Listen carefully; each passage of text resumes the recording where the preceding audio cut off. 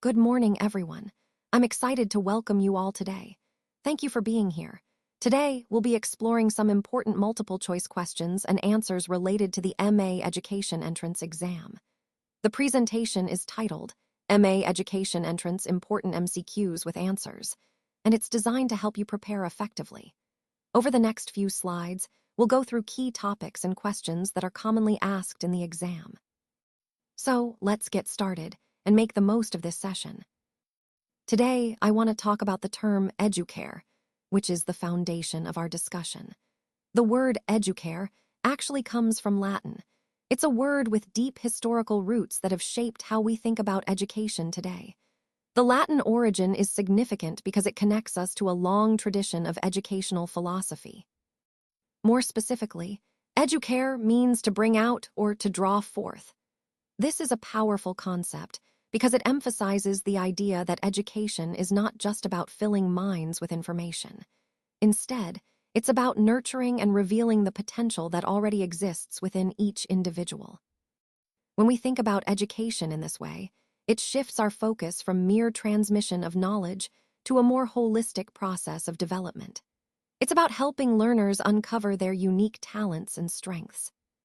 So, understanding this Latin root reminds us that education is fundamentally about fostering growth, drawing out the best in each person.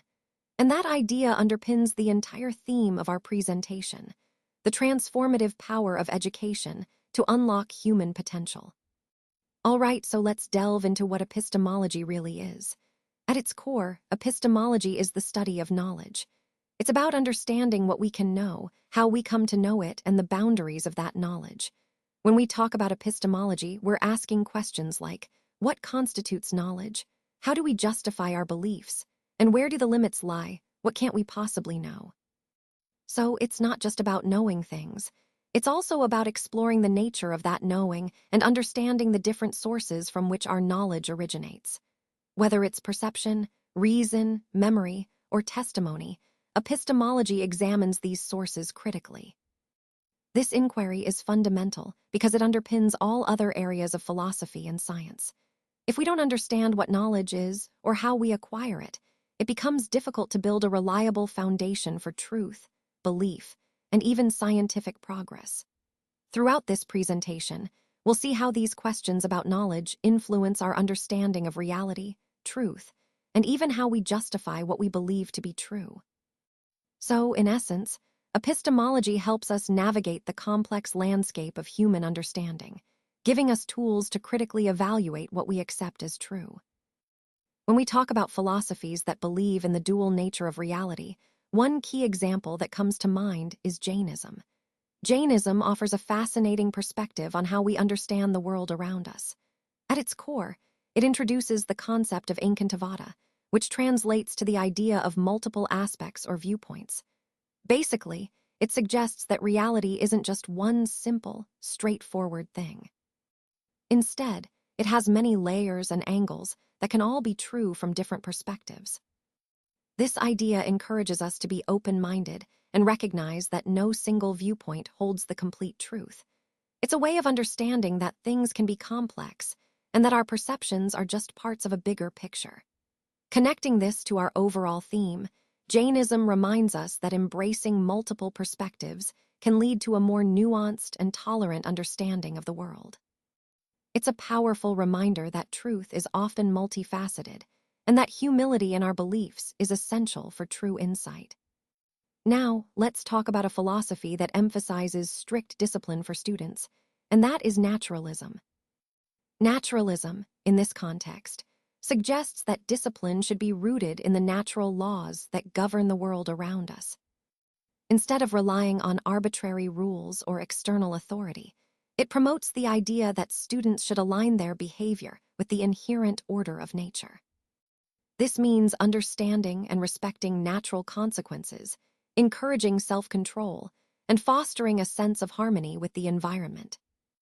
By conforming to these natural laws, discipline becomes less about punishment and more about guiding students to develop inner discipline through understanding how their actions fit into the larger natural order. This approach connects to our overall theme of fostering intrinsic motivation and self-regulation, rather than external compliance. It's about helping students see discipline as a natural part of growth, rooted in understanding rather than fear. Integral education was championed by Sri Aurobindo, and it's a really fascinating concept. Essentially, it emphasizes the idea of developing the whole person, not just focusing on one aspect like academics or physical skills. It's about nurturing the body, the mind, and the spirit equally. What's really important here is that Sri Aurobindo believed true education should support the complete development of an individual. It's not enough to just learn facts or skills. You also need to grow spiritually and emotionally. This approach aligns perfectly with the overall theme of holistic growth and balanced development that we've been exploring in this presentation. It reminds us that education should be about fostering well-rounded individuals who can thrive in all aspects of life.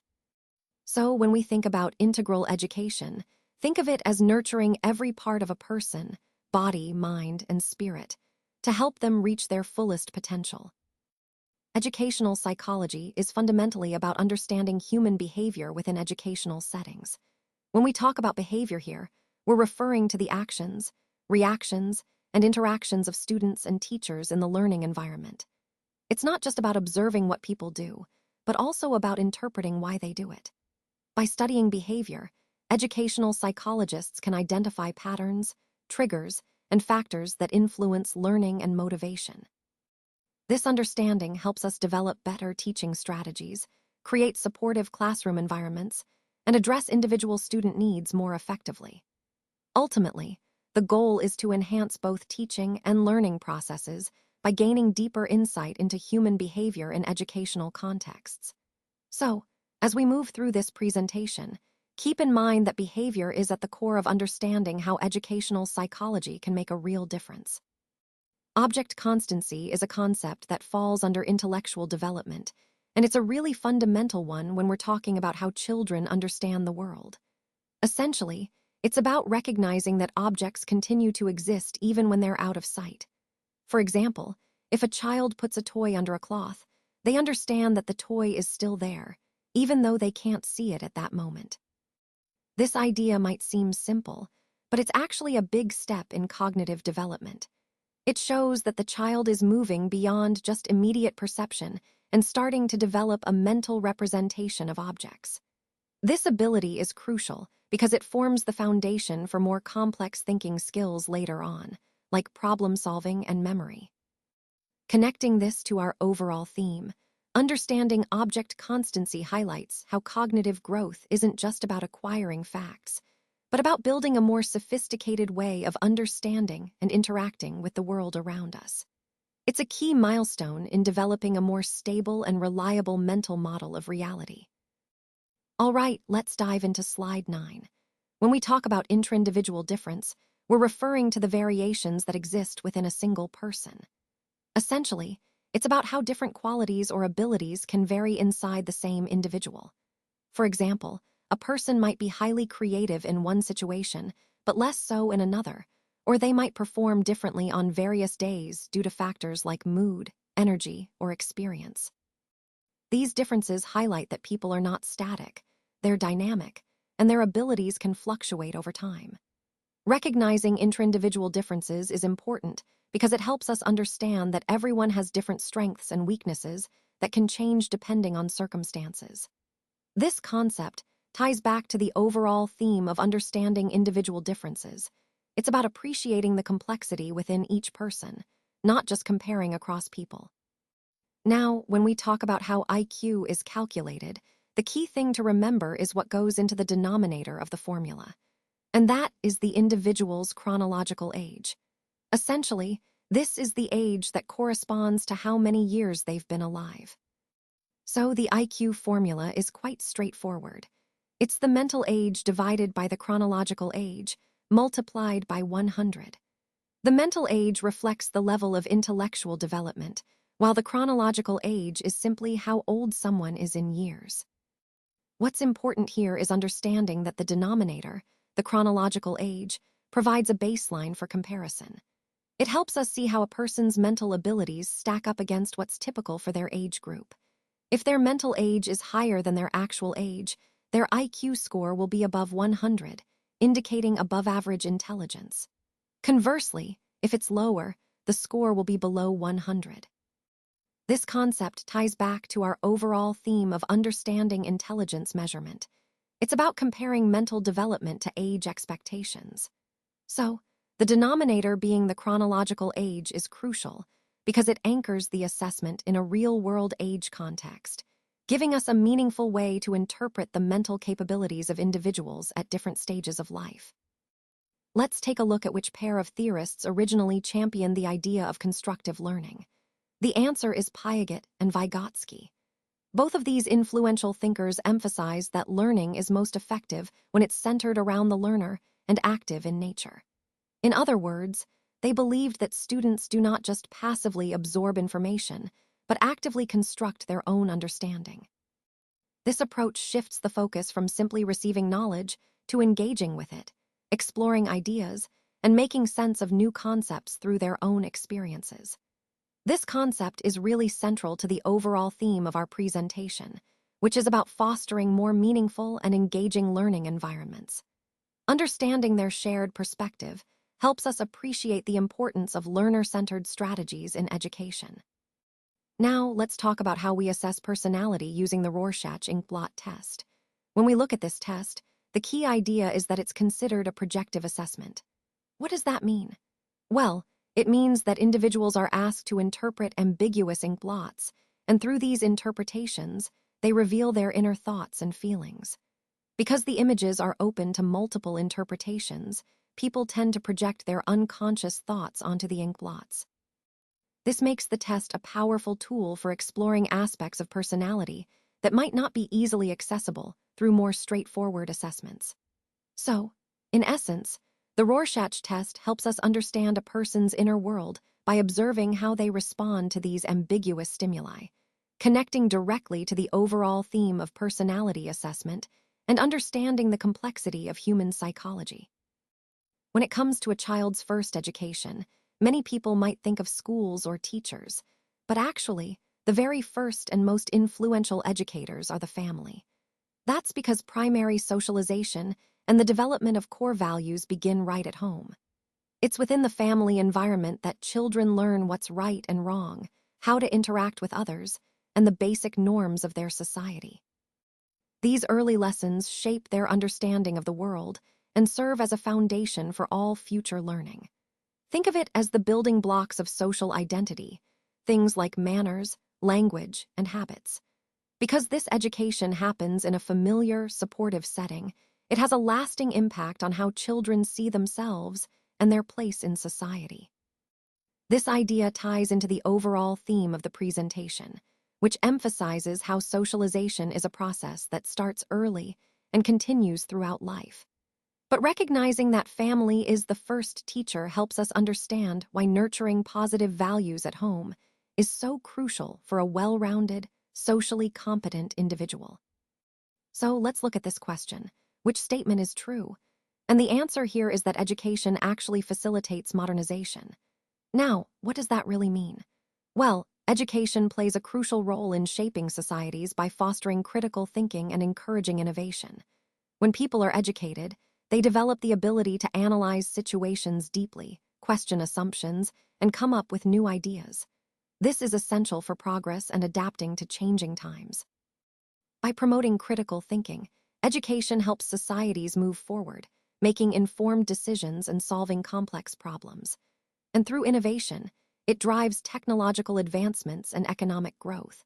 So, in the broader context of modernization, education acts as a catalyst, empowering individuals and communities to transform their societies for the better. This connection underpins the overall theme of how development and progress are rooted in education. So let's explore this question. Which statement is true?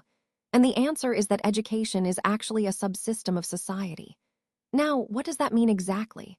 Well, think of society as this large, complex system made up of various interconnected parts, like the economy, culture, politics, and yes, education. Education doesn't exist in a vacuum. it operates within this bigger social framework. It's influenced by societal values, norms, and structures, but it also plays a role in shaping society itself. This idea highlights that education functions within and interacts with social systems. It's not just about individual learning, it's part of a larger network that impacts and is impacted by social change. For example, shifts in social attitudes can influence educational policies, and in turn, education can promote social mobility or reinforce existing social structures. Understanding this relationship helps us see education not as an isolated institution, but as an integral part of the social fabric.